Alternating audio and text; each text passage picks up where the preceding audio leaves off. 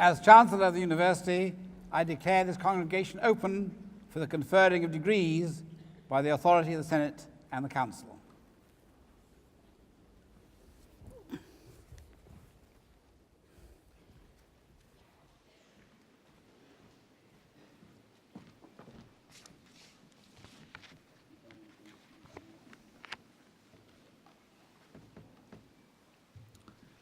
My Lord Mayor, Chairman of the County Council, parents, relatives, friends and sponsors, as Vice-Chancellor, it is a great pleasure to welcome you to this degree congregation.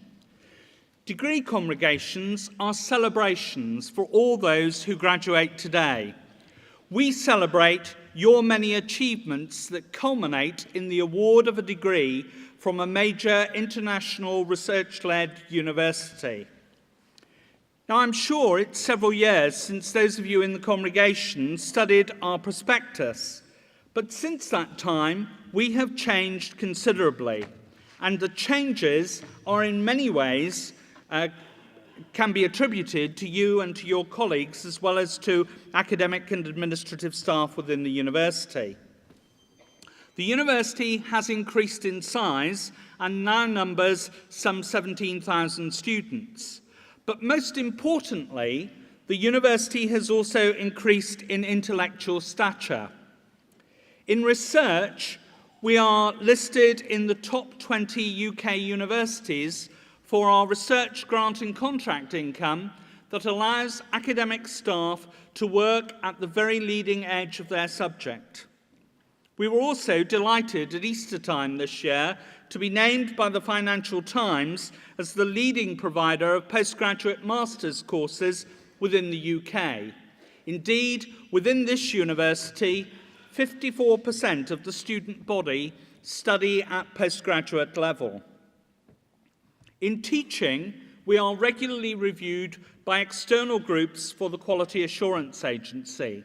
And I'm delighted to be able to tell you that in the last 10 visits to the University of Leicester, when teaching has been evaluated, all our departments have been awarded a mark that equates with excellence. Certainly, research and teaching are fundamental to a university education, and I am sure that your experience in Leicester will have brought you into contact with leading researchers and scholars in their respective disciplines. For research and critical analysis informs teaching. It extends the boundaries of the world which we all explore in our different disciplinary areas. In turn, you will find that those critical skills will assist you in problem solving in the years to come. It will also assist you to play your role in a knowledge-based economy, but also having a university education, in my view, contributes to your quality of life. But how does teaching and research, how has it been developed in the Faculty of Medicine and Biological Sciences in this university? Certainly, I'm delighted to be able to tell you that within the next year, we shall be starting to construct a new biomedical building valued at some £20 million, which will allow us to engage in the faculty in leading-edge work, linking together the finest work in the fundamental sciences with clinical practice. In terms of the work that has been done both in genetics and also in the medical school, we were delighted with the awards that Professor Richard Trembath has achieved during the course of the academic year. And just recently, Professor Brian Williams in the medical school has been awarded the award of International Investigator for 2001 for his research on hypertension. For the non-medics in the audience, high blood pressure. In this sense, we are delighted with the range of activities in which our faculty are involved. I could say many more things about the faculty, but it is already a very long degree congregation, These are just illustrations of the many ways in which our departments continue to develop research and teaching. Among the key initiatives that we are now engaged are those that occur regionally, and in that sense, we were delighted in this university that we were one of the universities selected to engage in prototype work on foundation degrees, the new 2-year programs that will extend the number of people who enter higher education. Secondly, we have developed research and teaching links with companies, and in particular, we're very proud of our relationship with Rolls-Royce in terms of both research and teaching activities. This is something that the university can develop in a whole range of ways through short courses and advanced training being provided for companies who work in tandem with us. And finally, there is the way in which this university has pioneered over the last 10 years distance learning provision, so that we now have over 5,000 students who work within this particular medium of education. Certainly, those of you who are graduating today with a first degree may think this is the end of the line with the University of Leicester. You would have difficulty in coming back here. But with our distance learning programme, it means you could sign up immediately for another Leicester degree. This is an opportunity that we feel rightly we should extend to you this afternoon. And just in case parents and friends who are in the balcony feel excluded from this, I can assure you that if anyone wishes to start a distance learning degree, say by the middle of next week, it could be arranged by the end of the afternoon. In this university, lifelong learning is a living reality, not just an abstract concept. But it provides challenges and opportunities for the university that lie ahead. We need to achieve our student recruitment targets in order to make our contribution to the very ambitious target set by government, whereby 50% of the population aged 18 to 30 will experience higher education by the year 2010. It is right and proper that university education should be on offer to a large segment of the population. We have certainly started to educate more people in higher education. We need to push the boundaries even further. But alongside that, we need to meet the challenges of reduced budgets by generating our own income. Although we have had a comprehensive spending review that has made a major contribution to the research infrastructure in universities in the UK, there is still quite a bit of catching up to be done, and at the same time, pushing the vision of higher education even further. In that respect, universities not only have to rely on government grants, but also to think of ingenious ways in which they can generate their own income. This is essential if we are to build a world-class university system. Thirdly, we need to develop new forms of learning through multimedia delivery. And I'm sure that members of this congregation will be pleased to hear that the University of Leicester is participating in an e-university development which involves the field of nursing. And from that point of view, we hope that we will be associated with this activity, which can then be used in other parts of our teaching operation on campus and by distance learning. Certainly this morning, the Chancellor and I shared views on how the electronic university might be even extended to degree ceremonies, and we're looking for the development of the electronic handshake in further years. It will add a new dimension to degree ceremonies. Certainly, the university needs to continue to establish its networks regionally, nationally, and internationally. Excellent universities that have international reputations must also have excellent regional links. The two are linked together. It has always seemed to me no point in being in an area where people tell you you have an international university on the doorstep if you don't experience that in your day-to-day lives. And clearly, the University of Leicester supplies large numbers of doctors, lawyers, teachers, social workers, and other professionals who work in this particular region of the UK. Certainly, the University of Leicester has much to contribute as it moves into the 80th year since higher education was first provided on our campus in University Road. Finally, I would like to congratulate you all on the degrees you have obtained this year. The class of 2001 has pushed the standard even higher, and that's a terrific achievement that you have all brought about. I hope that those graduating today who automatically join the Leicester Alumni Association will want to continue to keep in touch with this university. We are very proud of you, and we hope you will continue to be very proud of the academic achievements through research and teaching that are developed in this university over the years. Certainly, I shall look forward to meeting you at alumni events in the future. Now, this particular degree ceremony is the last one in the series this summer. Many people contribute to the success of degree ceremonies, and I would particularly like to thank all my colleagues who have participated in these degree ceremonies this summer. But in particular, I would like to single out those members of the academic office who work very quietly behind the scenes in order to ensure that these ceremonies are a great success. And although people sometimes say in that office they would not wish to be named, I would like to name one person. Louise Masterman has been organising degree ceremonies for the University of Leicester since 1995.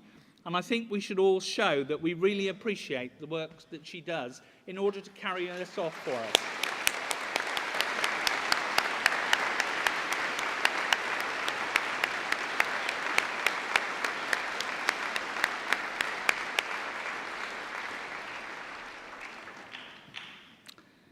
Now, it's very useful for me to hear you applaud. I suspect some people have probably tipped you off that we've been running 5 degree ceremonies, but there are 5 competitions going on at the moment, and it's which faculty can applaud the loudest. And I've been telling everyone that the competition is going to be medicine on Friday afternoon. But, you know, the competition's really tough this year. This morning we thought law was going to make it through, and the social sciences demonstrated absolutely that they could win hands down this morning. Not that I'm biased in any way as a member of that disciplinary field. I should be making an independent judgment this afternoon on these matters. But you're going to have to demonstrate to us that you really can maintain the medical school record. Otherwise, the record books will have to be changed, and we shall have a situation where the social sciences triumph in this competition. So I would like you to join with me in showing your appreciation for your parents, relatives, friends and sponsors who've supported you through school and college, and also all the years through university. So I would now like to ask the graduating class of 2001 to join me in a round of applause for all those people.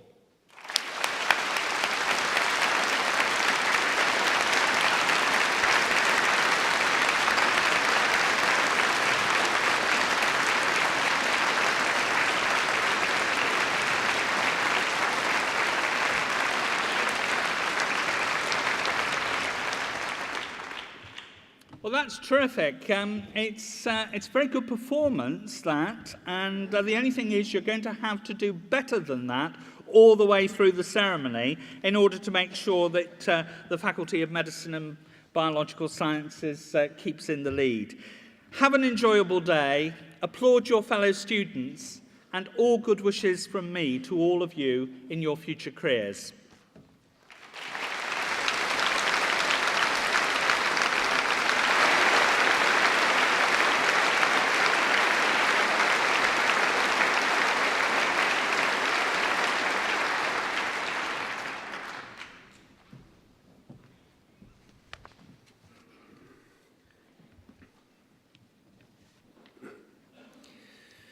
It would be tempting to speculate that our honorand, Professor Liam Donaldson, was always destined to pursue a career in medicine. His family was very much connected with medicine. Indeed, when he was a schoolboy at Rotherham Grammar School, his father was the area chief medical officer. Yet, Professor Donaldson recalls that his early intentions were to rebel against the family tradition of a medical career. If you ask him why, he smiles and says it may be because of the embarrassment of having to take the official letters home from school, which had been written by his father telling his mother which day the school will be conducting the pupils' vaccinations. Thankfully, though, this initial lack of enthusiasm for becoming a doctor was to be short-lived. In the 1950s, as an 8-year-old and a fan of Rotherham United Football Club, he had his own personal sporting hero on the team. On one occasion, when he went to watch the team play, he found that his favourite was not playing, and he sought out the coach to find out why. The coach replied, "He can't play because he has a blood clot which could find its way to any part of his body." Fortunately, that player subsequently recovered, but it was a pivotal moment, and there and then the decision was made to go for a career in medicine so that he could help people lead healthier lives.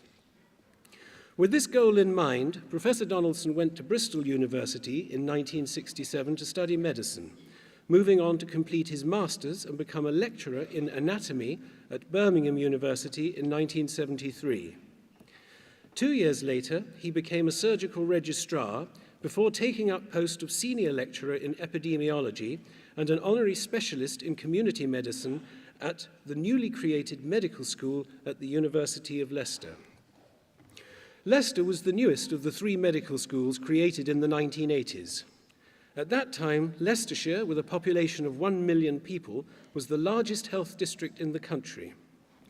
While here, he not only completed his doctorate in medicine, but recalls gaining valuable experience in curriculum design and management and in assessing health and planning needs at a local level. In 1986, he moved to Newcastle upon Tyne to become Regional Medical Officer and Director of Public Health.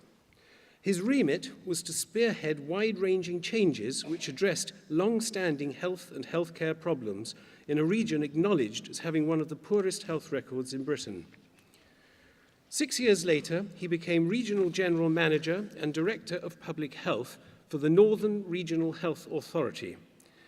This was the statutory coordinating body which controlled health service provision for the whole of northern England.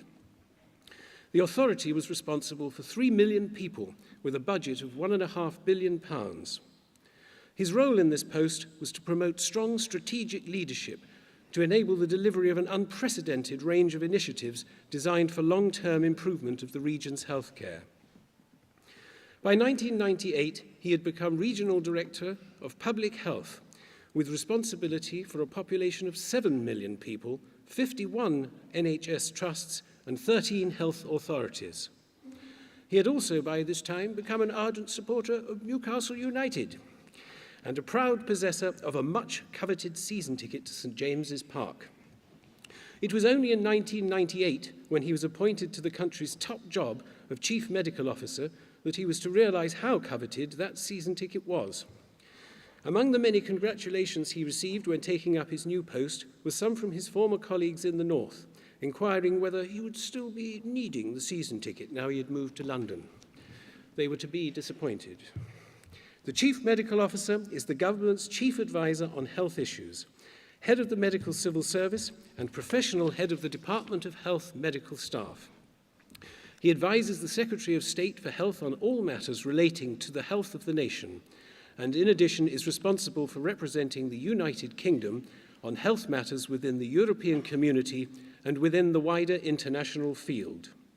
Through these and many other professional contacts, the Chief Medical Officer's role is to maintain effective links between government and the medical profession on all aspects of the nation's health.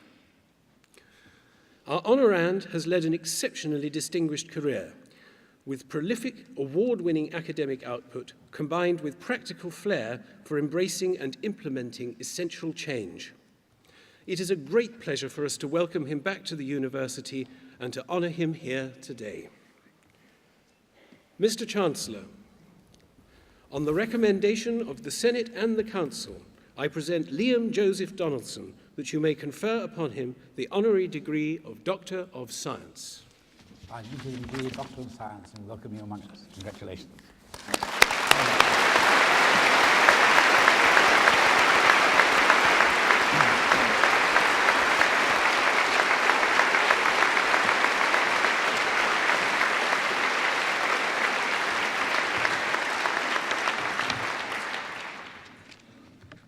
Mr. Chancellor, Mr. Vice-Chancellor, Lord Mayor, Chairman of Council, ladies and gentlemen, thank you very much for the great honour you've bestowed on me today. It's a very significant moment in my life and career.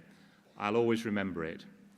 It's particularly special given that I started my academic career in Leicester and spent 8 very happy years here. And thank you too, Mr. Orator, for the very kind words of tribute that you've spoken about me.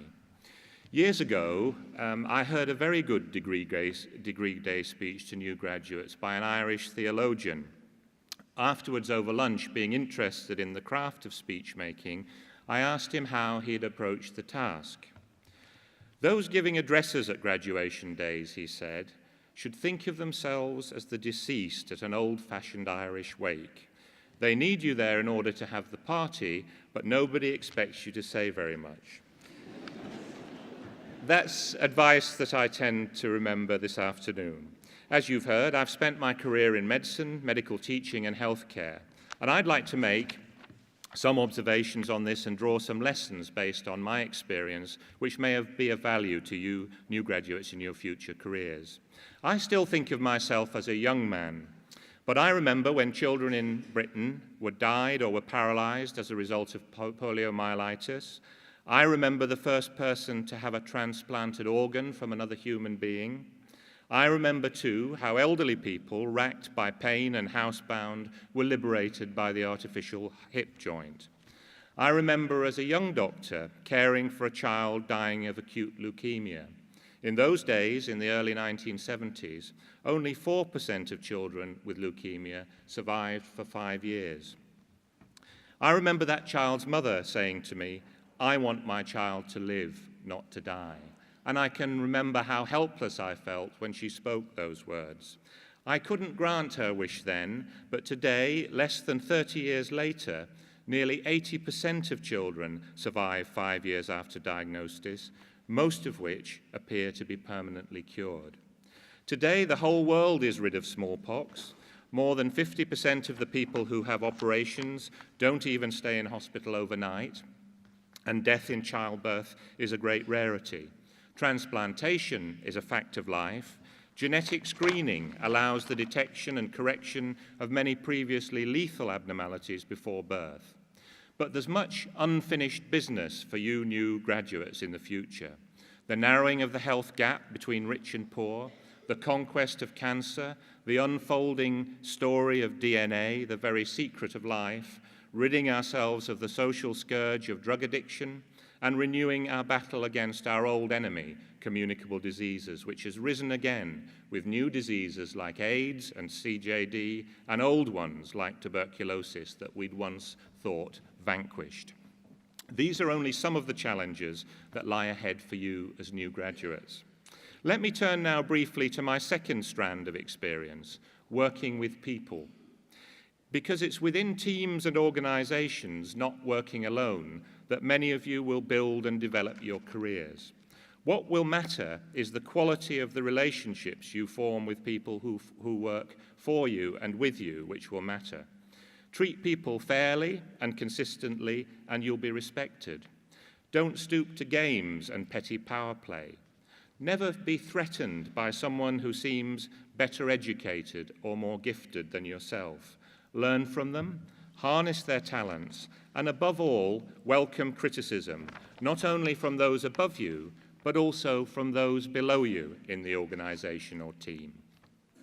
I could sum up many of the qualities I'm thinking of in the expression, the reflective graduate. Someone who is willing to learn and change, someone who is willing to listen, someone who seeks feedback on their performance, someone who is willing to reassess a misunderstanding, that person is more likely to take the right decision in a complex work situation. Such a person is more likely to gain the respect of peers and colleagues as a leader.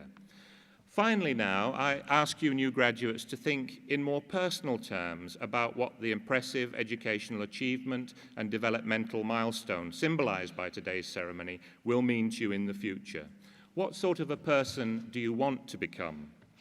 And again, I return briefly to medicine for an illustration.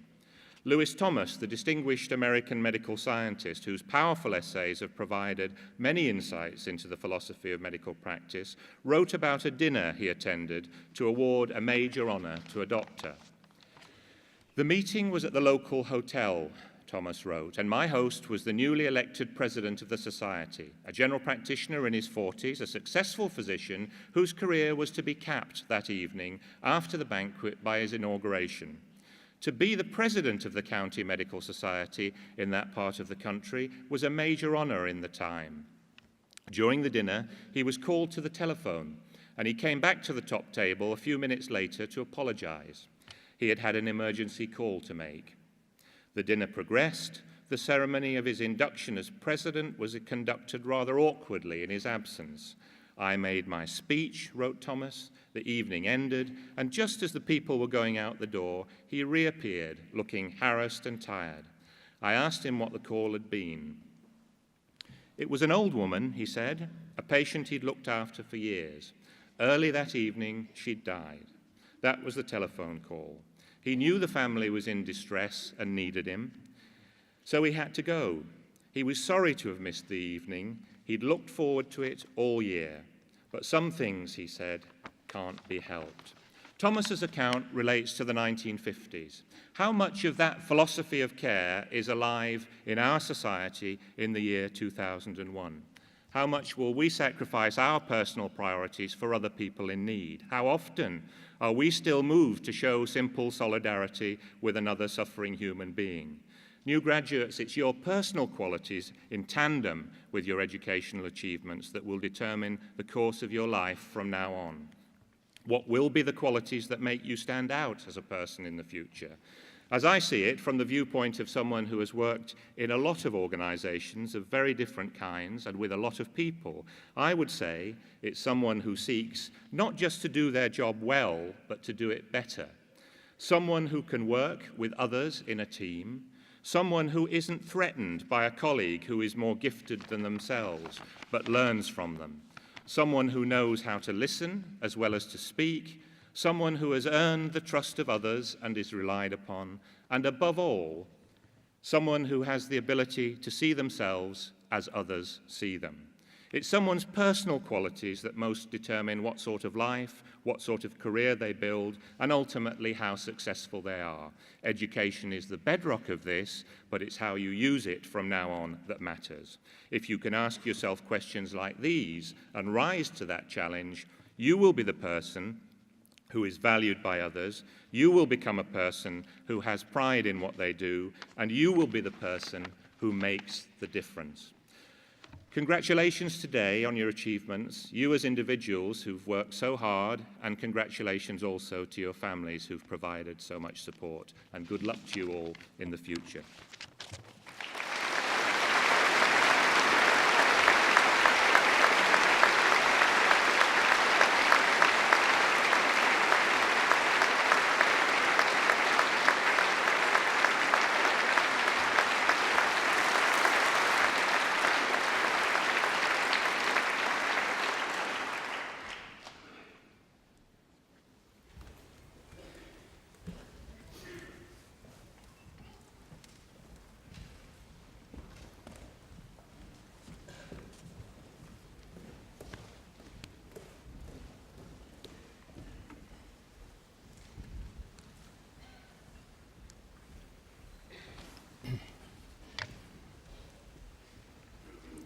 The graduands in the Faculty of Medicine and Biological Sciences will be presented by the Dean, Professor Brammer.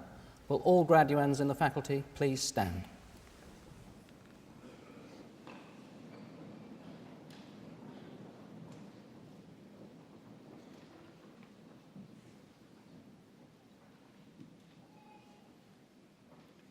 Mr. Chancellor, I ask you to admit these candidates from the Faculty of Medicine and Biological Sciences to the several degrees for which they are presented.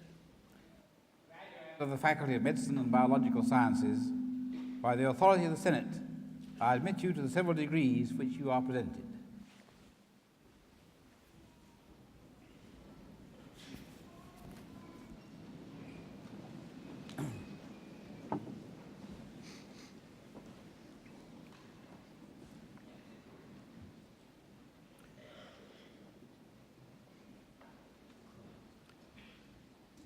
For the degree of Doctor of Medicine, May Abdel Wahab.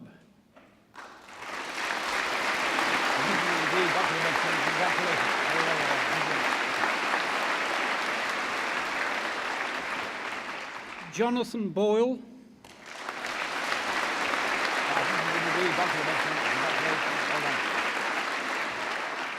Giles Cox.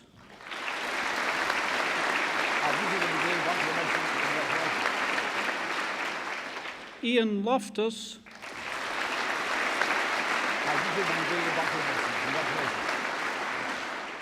Ravi Pararajasingham.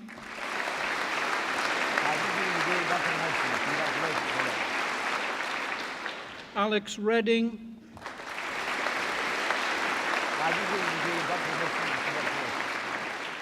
Gerrit Voltman.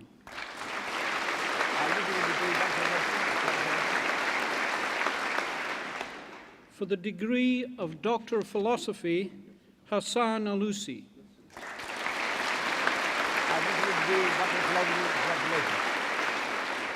Jane Atkins.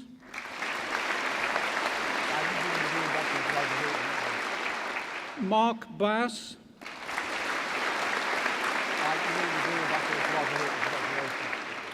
Christopher Bowes.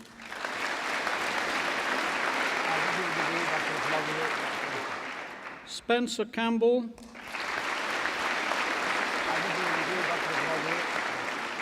Mark Coldwell. Adele Sivinsky.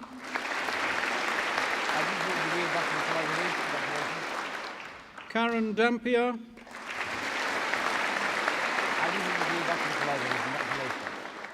Simon Flint.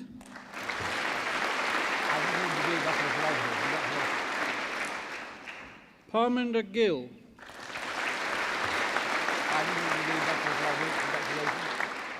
Andrew Glendinning.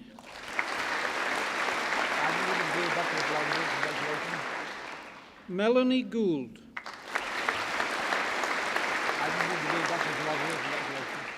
Victoria Johnson. Philip Joyce. Ayuba Kudi.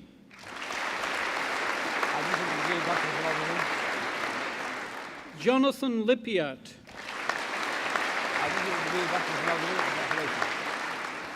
Donna Richardson.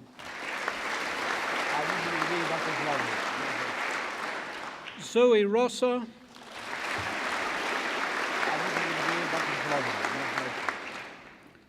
Devika Sanmugalingam. Beverly Sherbon. Lorraine Sheridan.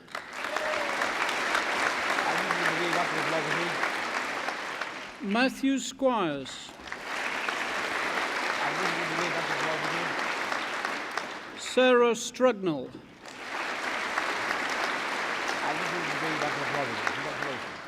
Deborah Sutton.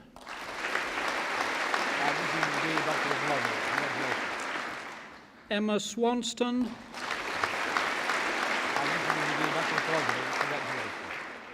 Terry Van Leeson.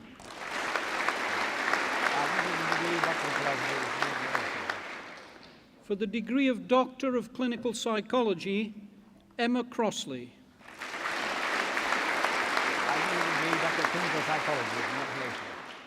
Jonathan Crossley.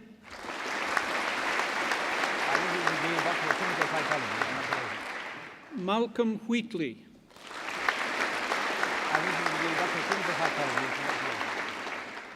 For the degree of Master of Science in Forensic and Legal Psychology, Kathleen Burrow. Congratulations. Claire Collier. Congratulations. Ben Davey. Congratulations. Well done. Anna Marie Griffin. Congratulations. Mark Haig. Congratulations. David Hudson. Congratulations. Well done. Mira Ingeman. Congratulations. Priya Yobanputra. Congratulations. Glenda Leal. Congratulations. Gregory Marcantel. Congratulations. Tanya Moss. Congratulations. Heather Rice. Congratulations. Laura Richards. Congratulations. Catherine Smith Milne. Congratulations. Well done. Ian Turl. Congratulations. Well done. Sally Ann Wilson. Congratulations. Well done. For the degree of Master of Science in Forensic Psychology, Maxine Cook.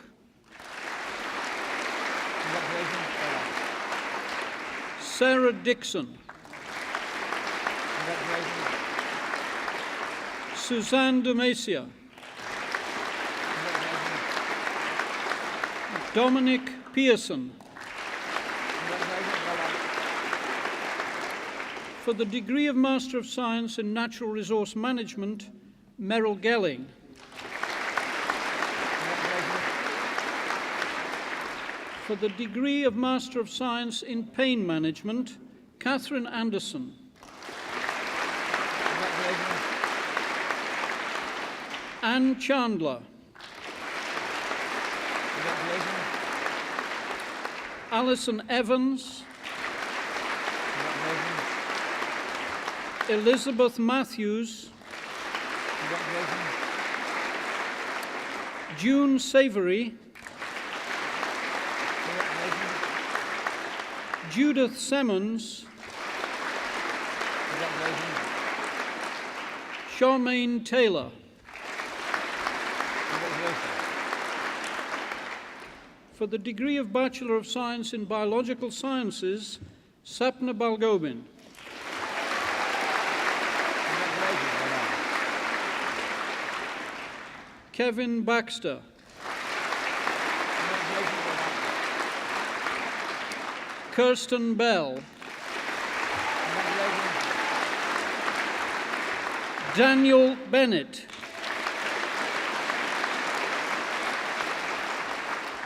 Fazana Barty.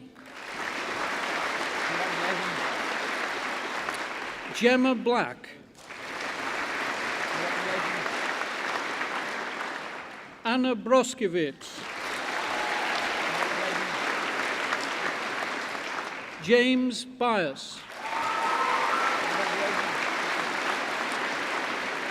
Anna Cherry. Congratulations. Afifa Chowdhury. Congratulations. Christopher Clark. Congratulations. Anna Coates. Congratulations. Richard Collins. Congratulations. Stuart Cowan. Congratulations. Nicola Crosby. Congratulations.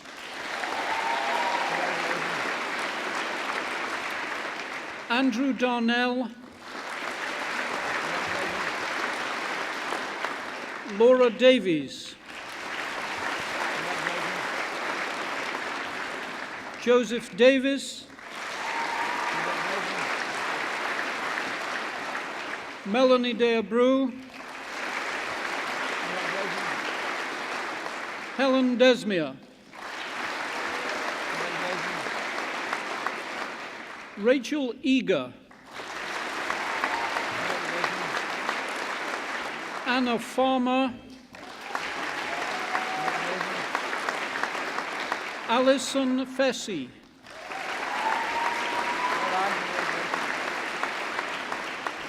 Catherine Flynn. Darren Ford. James Forber. Nigel Fosker.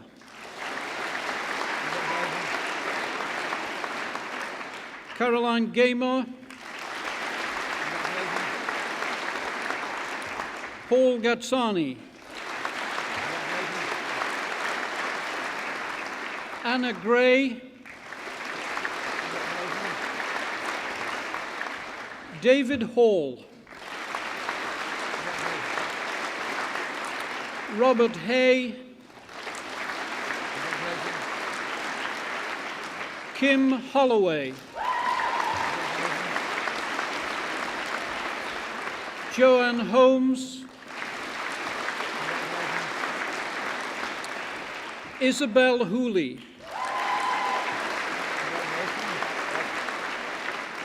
Nicola Hopewell. Rachel Hughes. Helen Johns. Catherine Jones. Richard Kent. Raksha Kolia.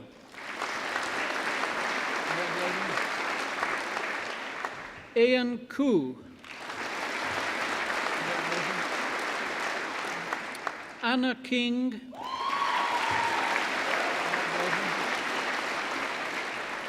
Vivian Kirtland.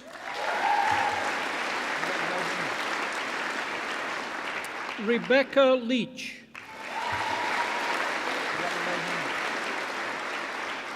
Gemma Lee. Stephanie Long.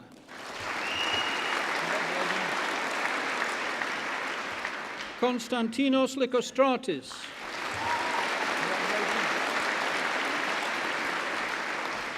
Helen Martin. Jennifer Martin. Sashiko Matsuda.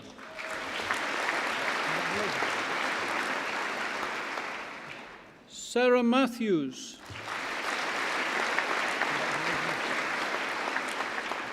Daniel McKissock.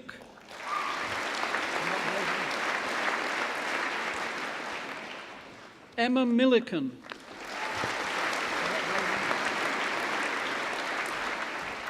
Donna Moat. Christopher Moore.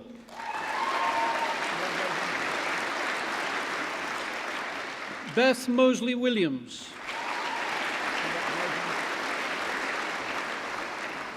Gwen Mulvaney.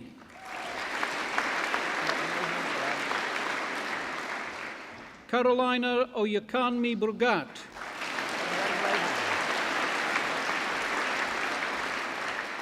Deepak Patel.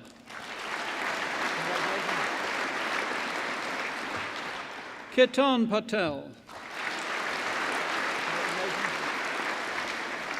Linal Patel.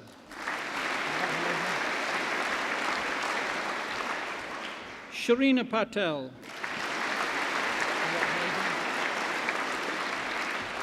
Nicholas Peters.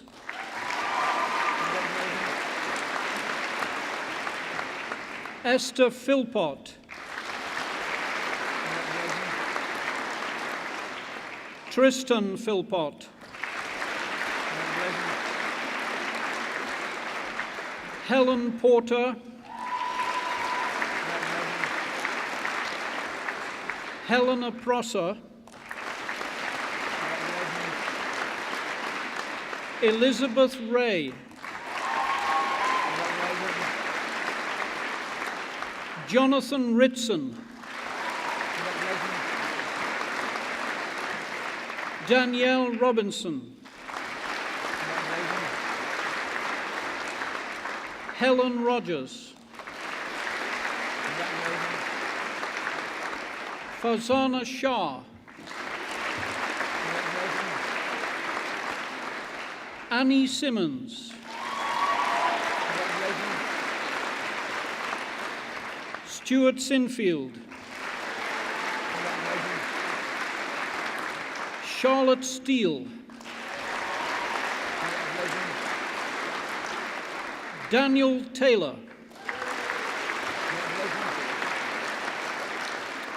Emma Taylor.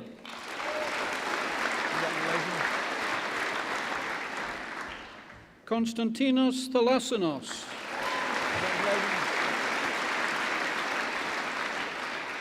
Rebecca Teague.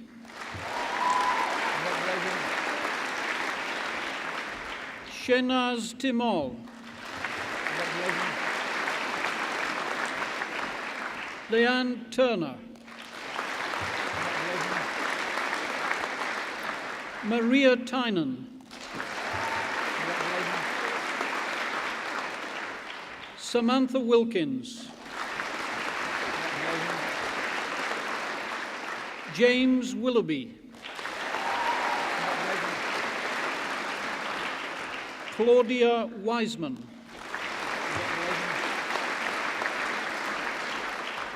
Sophie Wood.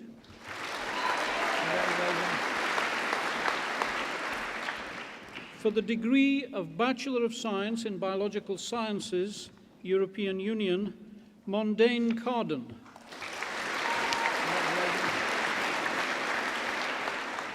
Robin Longdon. John Posnett.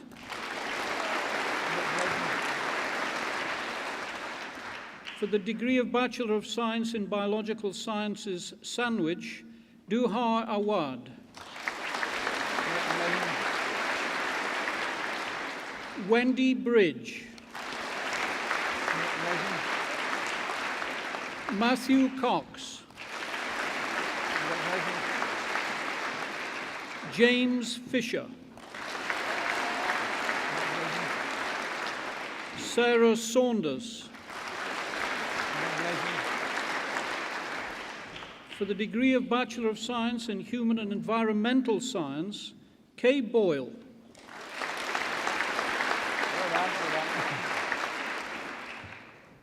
Debbie McClement. Lee Whitehouse.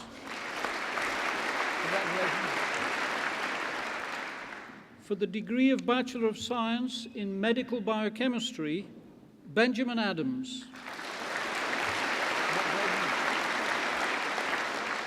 Claire Bailey. George Bounds. Alison Carter.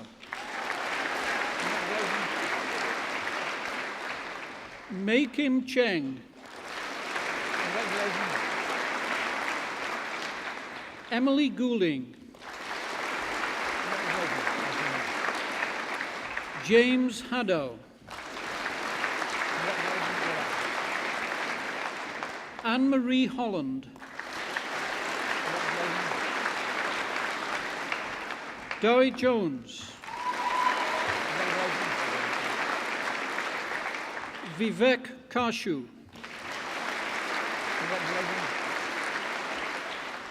Weho Lam. Edward Lobbett. Andrew McCormick. Francesca Meakin. Jeanette Melrose. Stuart Sale.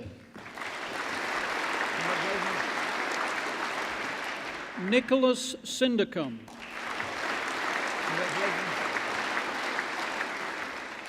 Shital Vasani.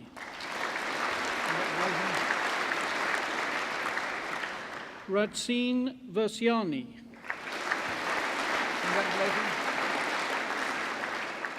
Peter Watson.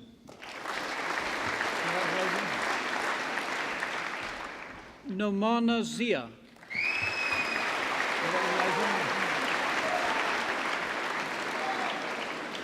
For the degree of Bachelor of Science in Medical Biochemistry, Sandwich, Nikat Parker.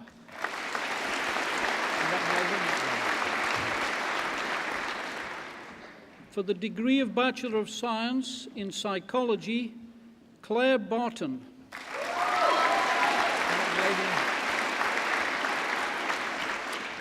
Victoria Boughton.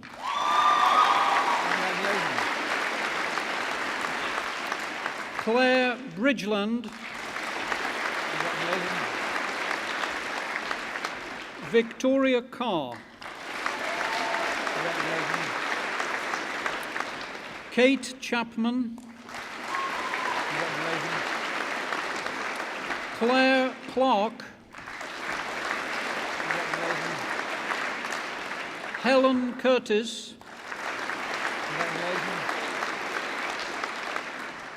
Julie Dahl.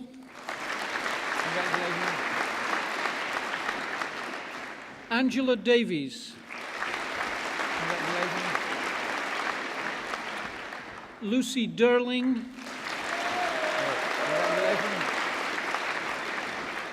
Roseanne Ennis.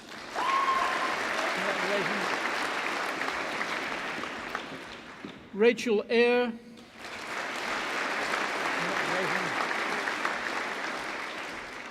Christine Furry. Rebecca Ford. Sarah Gifford.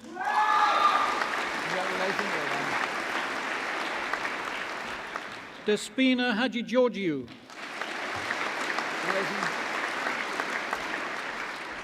Marianne Harper.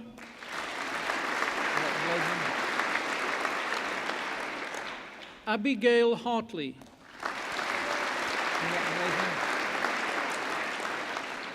Amanda Hazeldine.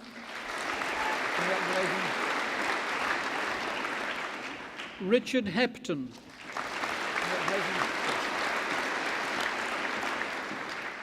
Lisa Hewitt.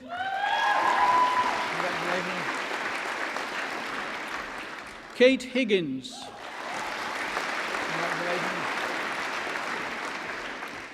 Cara Jones. Catherine Joyce.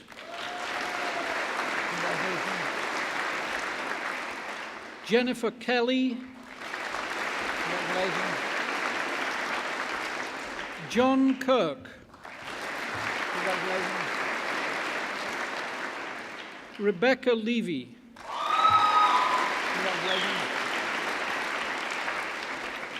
Alex Linley.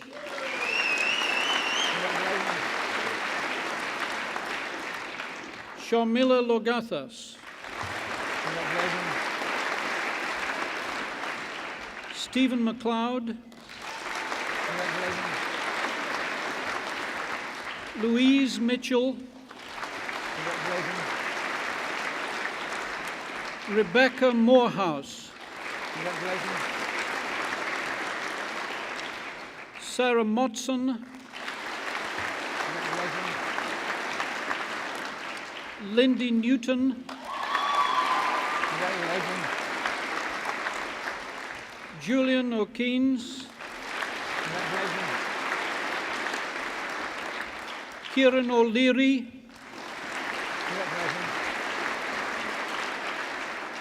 Arti Raval. Rachel Rukin. Nicola Sapsford. Timothy Selvage.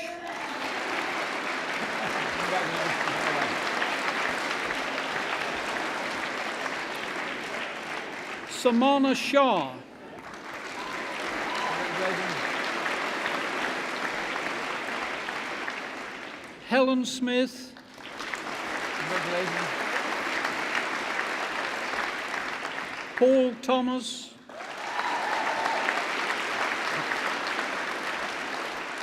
Alex Thornton. Congratulations. Alexis Tizard. Congratulations. Kate Wilson. Congratulations. Richard Williams. Never mind, congratulations anyway. My apologies. Rachel Williams.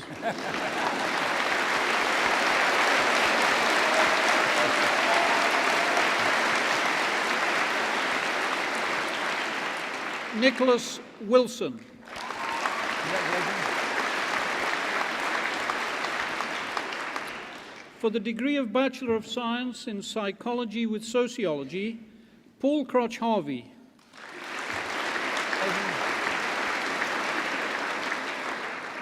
Kerry Bateman. Congratulations. Siobhan Boot. Congratulations. Kathy Charles. Congratulations. Joy Collier. Congratulations. Julie Cook. Nadia Fawzi. Congratulations. Claire Harris. Congratulations. Laura Hayward. Congratulations. Robin Johnson.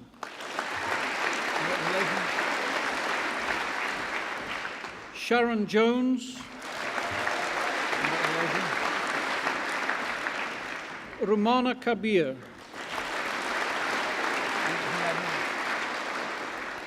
Adam Polenichek.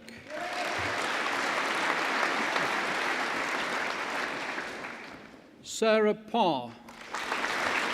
Congratulations.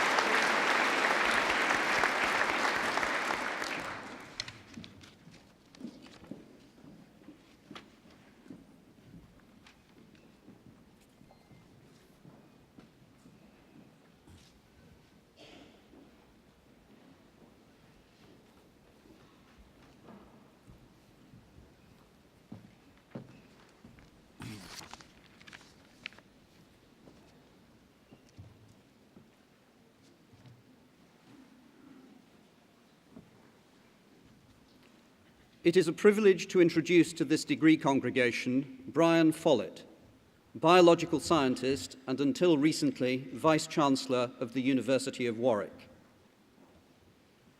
Brian Follett read chemistry at Bristol University, followed by a PhD in pharmacology in the medical school, and then a year as National Institute of Health Research Fellow at Washington State University and the University of Washington.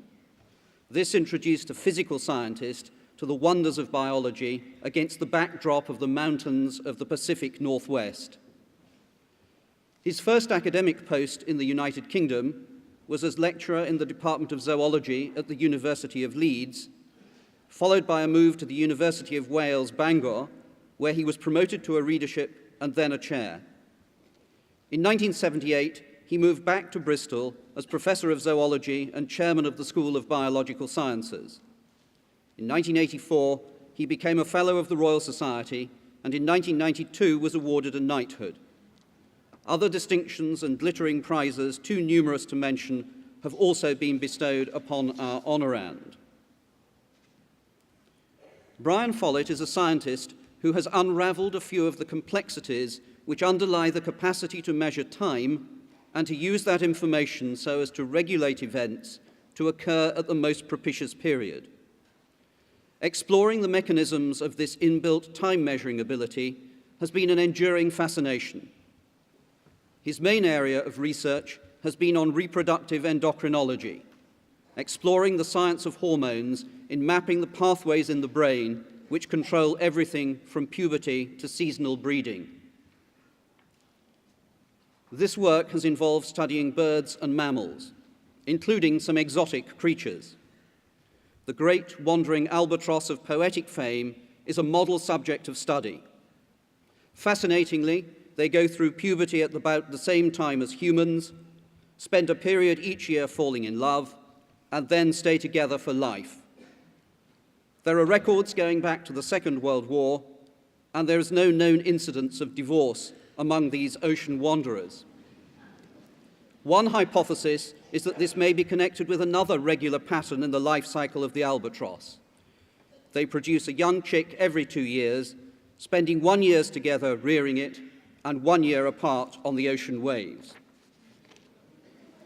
In 1993, Brian Follett was appointed Vice-Chancellor of the University of Warwick. But there is a period before then in which involvement in national affairs and science at Bristol overlapped. Beginning in 1984, he became involved in the work of research councils and the Royal Society, as well as the Funding Council for Higher Education. He was at the heart of the debate about changing an elitist system of higher education, which he was convinced was not appropriate for the future of the United Kingdom. For him, mass higher education was, and I quote, an absolute requirement. This debate resulted, as is well known, in the ending of the binary line between universities and polytechnics and the continuing growth in student numbers. Expanding student numbers placed a strain on resources. Trouble over the availability of materials in the library at Middlesex University led the Secretary of State to insist upon a rapid and radical library review to be conducted through the Higher Education Funding Council for England. Brian Follett drew the short straw as chair of the review, and the ensuing report is known universally as Follett, thus resulting in his finding various symposia using his name, as in Follett in Wales and effects of Follett in Australia. This brings me to Brian Follett's contribution as Vice-Chancellor of the University of Warwick. This is a tricky section of the oration. I would not in any way wish to offend our honorand, but neither would I wish today's graduates and graduands to be left wishing that they were graduating from the University of Warwick rather than from the University of Leicester. There can, however, be no doubt that Brian Follett's tenure as Vice-Chancellor of the University of Warwick has been hugely successful, and there are few in the field of higher education who do not admire the drive which has placed the University of Warwick in the very top flight of universities in this country. There is a tendency in universities for academics to seek to take the credit when things are going well, but to blame the Vice-Chancellor when things go badly. In truth, the academic enterprise these days requires vision, drive, and good management by both academic staff and the university administration. Perhaps part of Brian Follett's success has been the result of his remaining an academic as well as a Vice-Chancellor. The University of Leicester has, we hope, bought into the magic of the Warwick experience in appointing as its 5th Vice-Chancellor 2 years ago, Bob Burgess, then Brian Follett's Senior Pro-Vice-Chancellor at Warwick. Brian Follett retired as Vice-Chancellor earlier this year, but continues as Chair of the Arts and Humanities Research Board, as well as Chair of the British Library Advisory Council. He has also just embarked on what is destined to be known, at least in library circles, as Follett II, the National Review of Research Libraries. He will also be devoting much more of his time to science, and it is primarily for his contribution to biological science that we honour Sir Brian Follett today. Mr. Chancellor, on the recommendation of the Senate and the Council, I present to you Brian Keith Follett, that you may confer upon him the honorary degree of Doctor of Science. I admit you the degree of Doctor of Science and welcome you among us. Congratulations. Well done.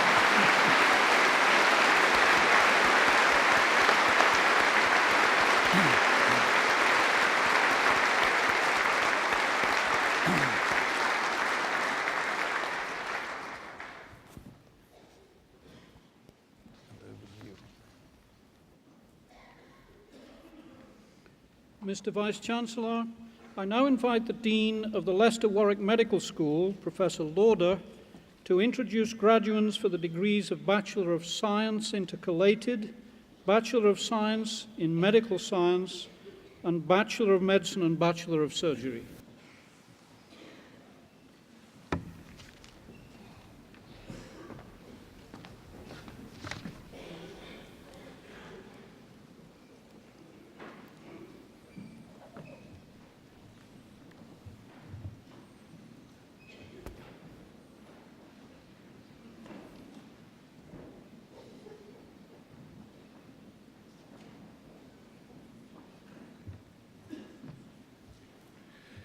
Mr. Vice-Chancellor, for the degree of Bachelor of Science intercalated, Tariq Ahmad.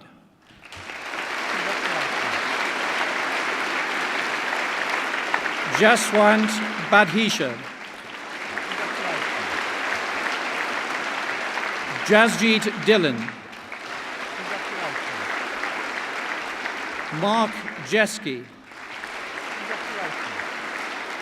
Susanna Luckins. Michael Ong. Fatima Osmani. Andrew Packham. Jonathan Phillips. Alexander Scott. Helen Steedford. AJ Verma. Raman Verma. For the degree of Bachelor of Medical Science in Medical Science, Stuart Mitchinson.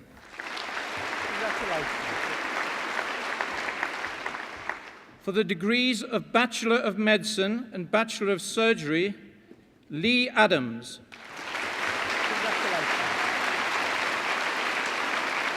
Simon Adams. Yogita Agarwal. Fiaz Ahmad. Shazia Ahmed. Marcia Allen. Hani Awang Bahar. Mohammed Azir. Amelia Azee. Benarina Batam Batom. Luke Ball. Anna Berryman. Neil Berry. Neil Bardwaj. Michael Blundell. Mark Brewster. Ian Brockhurst. Philip Brooks. Alistair Bryce. Nicola Birch. James Burton. Kate Bush. Henry Kane. Richard Cholwin. Lucy Chiddick. Gurjeet Chauhan. Mary Chorbajian. Helena Clare. Rachel Clark. Ruth Coggan. Claire Collins. Rachel Cottle. Sally Crabtree. Emily Kraft. Sarah Cumberledge. Mary Cusack, Congratulations. Anne Davis, Congratulations. James Dawson, Congratulations. John Dormer, Congratulations. Paul Downey, Congratulations. Stephanie Duck, Congratulations. Jane Duggan, Congratulations. Tristan Dyer, Congratulations. Timothy England, Congratulations. Thomas Evans, Congratulations. Holly Eyre, Congratulations. Jennifer Farrington, Congratulations. Michelle Findley, Congratulations. Brian Flynn, Congratulations. Sarah Foxton, Congratulations. Neil Fraser, Congratulations. Elizabeth Gardiner, Congratulations. Roshni Gohil, Congratulations. Smita Gohil, Congratulations. Anjali Gondkar, Congratulations. Stephen Good, Congratulations. Stephen Goodyear, Congratulations. Emelini Haji Abdul Rahman, Congratulations. Nicola Hames, Congratulations. Claire Hampson, Congratulations. Catherine Hardiment, Congratulations. Leanne Hayward, Congratulations. Anthony Ho, Congratulations. Stephen Hopkins, Congratulations. Emma Hoff, Congratulations. Rachel Hughes, Congratulations. Christopher Hyde, Congratulations. Ben Ivory, Congratulations. Melissa Jacobs, Congratulations. Yasmin Jaffer, Congratulations. Heather Jarvis, Congratulations. Andrew Jenks, Congratulations. Stephen John, Congratulations. Karen Jones, Congratulations. Kirsty Jones, Congratulations. Priya Joshi, Congratulations. Harpreet Kaur, Congratulations. Jasvinder Kaur, Congratulations. Tazia Kazmi, Congratulations. James Keir, Congratulations. Mohammed Khan, Congratulations. Rita Khurana, Congratulations. Jessica Kotecha, Congratulations. Matthew Krebs, Congratulations. Jerome Lawrence, Congratulations. Hannah Legg, Congratulations. Thank you. Anne Liggett, Congratulations. Thank you. Vicky Local, Congratulations. Jennifer Logue, Congratulations. Victoria Lord, Congratulations. Carolampus Lycostratus, Congratulations. Anna McClure, Congratulations. Harleen Mahal, Congratulations. Joanne Malkin, Congratulations. Mohammed Mansouri, Congratulations. Anna Martindale, Congratulations. Fiona Martindale, Congratulations. Amri Masri, Congratulations. Catherine McKendrick, Congratulations. Munesh Mistry, Congratulations.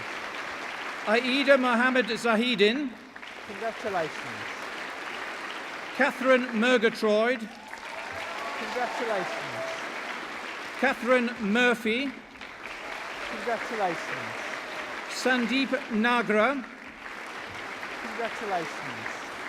Christopher Neal, Congratulations. Timothy Ng, Congratulations. Martha Nixon, Congratulations. Robert Padwick, Congratulations. Julie Pardo, Congratulations. Rebecca Paris, Congratulations. Unartaban Patel, Congratulations.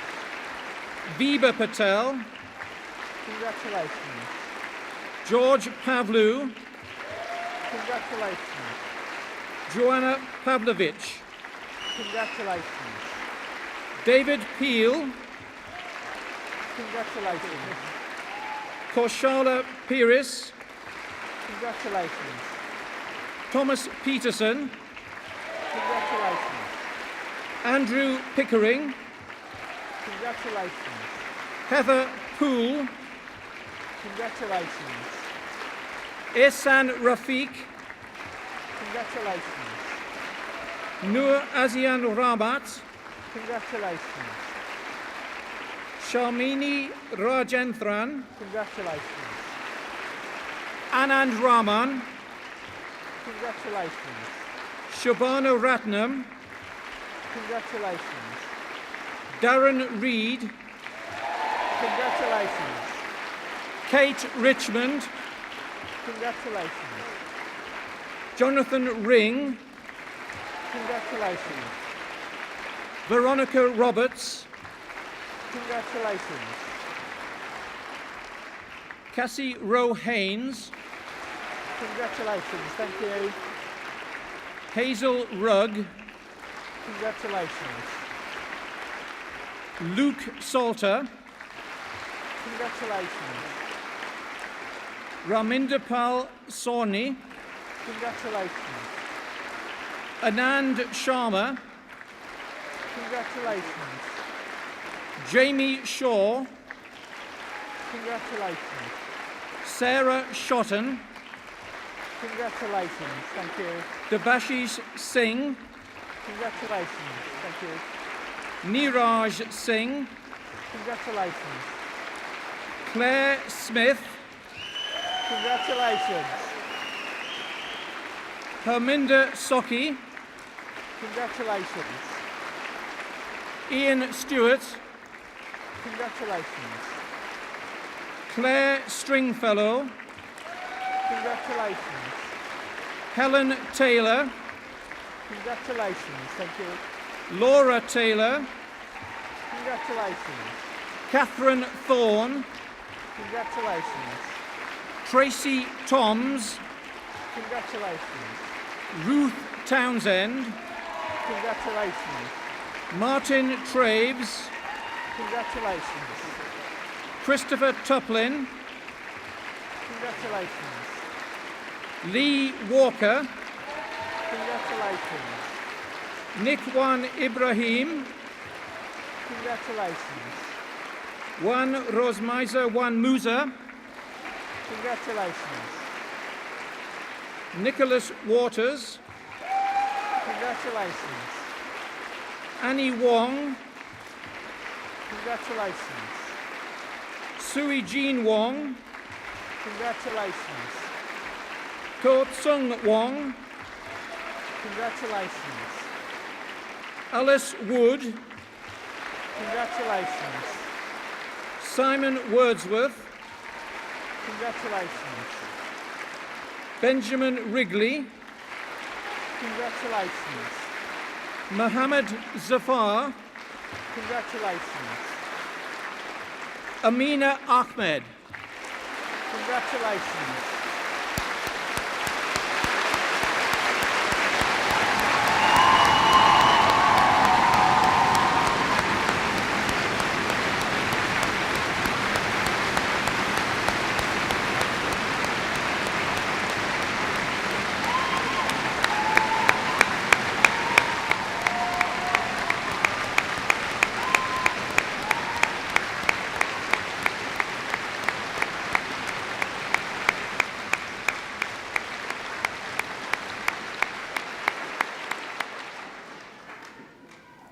Mr. Vice-Chancellor, I ask you to admit to the several degrees for which they are presented by my faculty those candidates who are absent.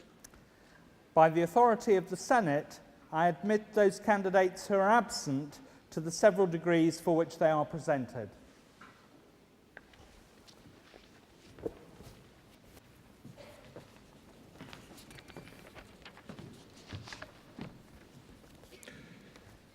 Mr. Chancellor, I now invite a representative of those whom you have admitted today to the degrees of Bachelor of Medicine and Bachelor of Surgery to come forward to the platform in order that he may lead them in the affirmation of the Declaration of Geneva.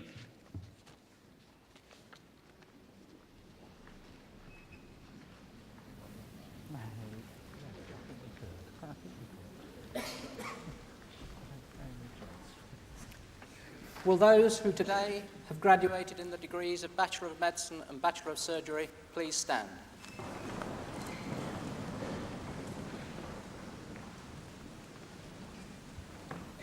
Please declare with me.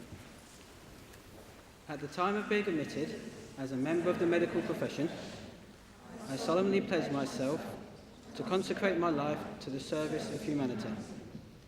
I will give to my teachers respect and gratitude which is their due.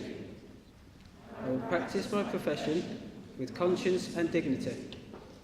The health of my patients will be my first consideration. I respect the secrets which are confided in me, even after the patient has died. I will maintain, by all means in my power, the honour and the noble traditions of the medical profession. My colleagues will be my brothers and my sisters.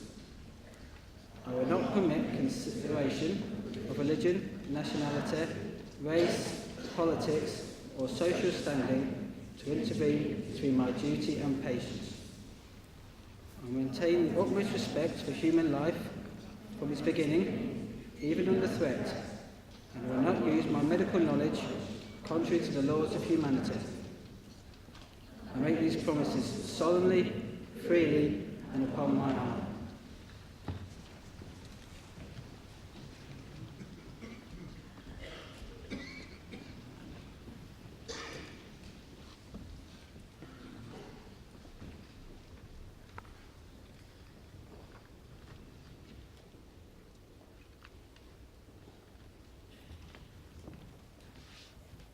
You may sit.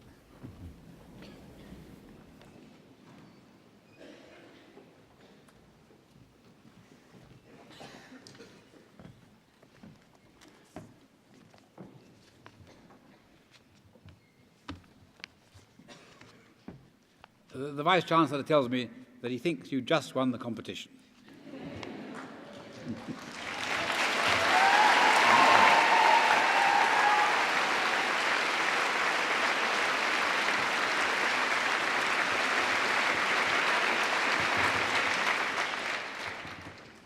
Let me begin by congratulating our honorary graduates and say how pleased we are to add them to the list of Leicester alumni.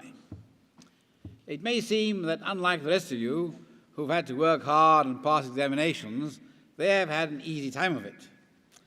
But I should warn them that an honorary degree is a step on the way to becoming a chancellor, and in return for the one handshake I've given them, they will have to repay it with several thousand handshakes in the future. But this is really the big day for all the others graduating today, and I offer you all my heartiest congratulations on your achievements and my best wishes for the future. And this is also the occasion to thank all who have supported you, your friends, your family, your teachers, and even your examiners. All of them can celebrate and take pride in your success.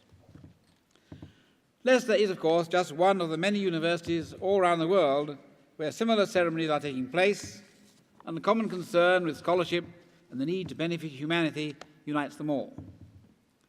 I've just returned from giving the invited address at what is called the commencement ceremony at the American University of Beirut in the Lebanon.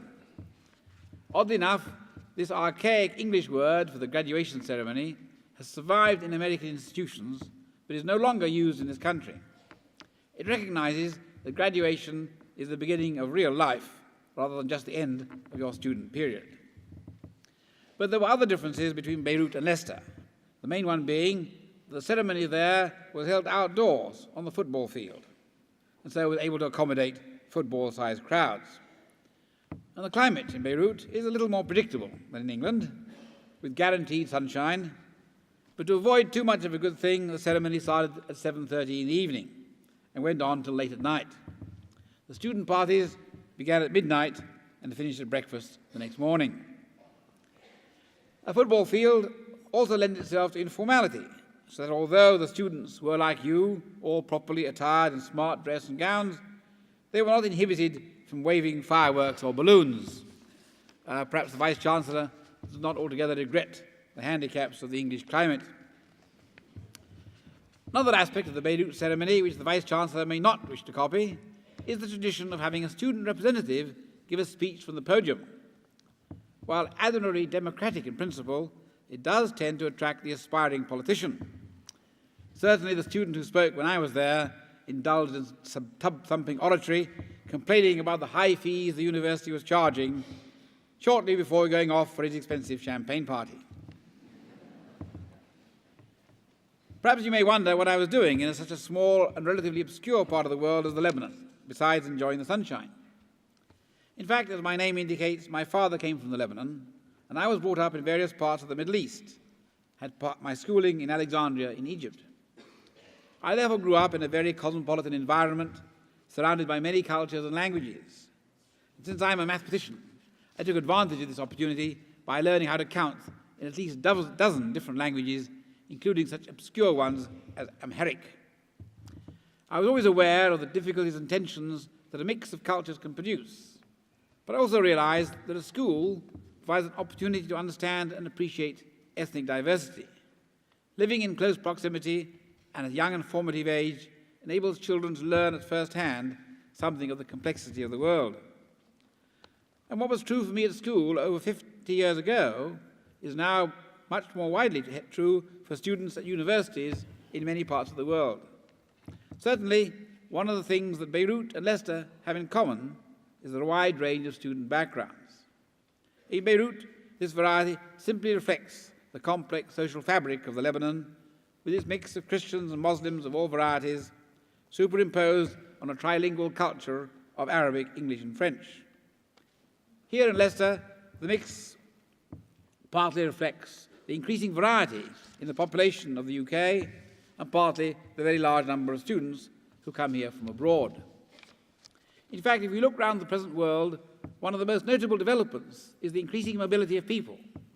There are large migrations taking place for a whole host of reasons: political, economic, and demographic. In Europe, there are movements from south to north and from east to west. In America, where immigration has been going on for 500 years, there is a shift in the balance of newcomers. And when I was recently in California, it was officially announced that for the first time, the percentage of the population there of European origin was now below 50%. There have been large influxes from the Far East. These are historic changes, and they can be accompanied by serious problems. Economic stress can aggravate the situation, and unscrupulous politicians can play on people's fears. We have seen recent examples in this country. It is the task of the more enlightened sections of society to diffuse tension and to increase mutual understanding and tolerance in our communities. And in particular, this task will fall on you, as the younger generation who have benefited from a higher education. I trust and hope that your time at university has taught you not only the skills of your subject, but also how to get along with those from different cultural and ethnic backgrounds. There is no more important role for universities than to produce tolerant and enlightened citizens for the future. As you leave the university, the world you enter is changing fast, not only in terms of movement of peoples, but also in terms of technology and employment. You start with the initial advantages of your degree from Leicester, but you will need to supplement this at various stages and in different ways. Some of you will acquire further skills on the job. Others will get special training. Some may go on to higher degrees or research, and some may return later to university for additional courses. To keep up with the world outside, you will constantly have to be educating yourself. In fact, the most useful skill you can acquire at university is that of learning how to teach yourself. With libraries and the internet, with universities offering retraining programs, there are plenty of opportunities for you to keep abreast of changes, and I'm sure you will do so. As I said at the beginning, graduation is really your commencement. So I wish you all well. May you have fulfilling lives, both personal and professional. May you serve not only your own advancement, but also that of your community. And whatever happens, do not lose the idealism of youth, but temper it with experience and realism.